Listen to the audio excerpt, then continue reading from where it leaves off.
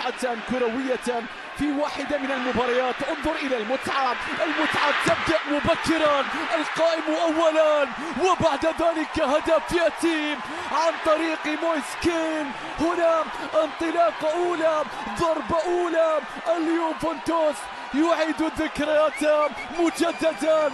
لا يمكن أن يتأخر، غياب الهدافين لا يمكن أن يكون عذرا. هنا دائما يوجد شخص آخر يا كورتوا. كارلو أنشيلوتي يقف، لم نذكر التشكيلة بعد. مويسكين يقول اذكرني أولا. اليوفنتوس يضرب ماكيني في موطنه. كيزا لاعب لو فتح المساحة بيرسل الكرة. اليوفنتوس عرضية، الله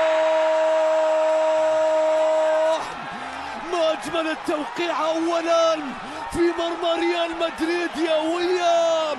يا لها من لقطة تدخلك إلى قلوب جماهير السيدة. هدف في مرمى كورتوا. اليوفنتوس يسجل أولا. تيموثي ويا إنه يسجل كما كان يفعل والده الملك جورج، ولكن صارت مرتدة. اللمسة سريعة، الله عشان التمريرة يا فيني يتقدم. الله، هذا ما يجب أن يكون عليه صاحب الرقم 7 وقائد المشروع. هدف يسجل بعد تمريرة وليس إنهاء. التمريرة الوحدة هدف والإنهاء هدف آخر. 2-1 سجل فينيسيوس بعد انطلاقة، لكن التمريرة سحر، التمريرة كلام كبير يا توني. شوف الدقة، شوف الألمان، شوف الكرة اللي راحت، شوف السرعة، شوف الكرة تصل مرتدة يا يوفنتوس. الاسم يبقى، التاريخ يبقى، الإرث يبقى. العب بكل ذلك، العب من أجل ذلك.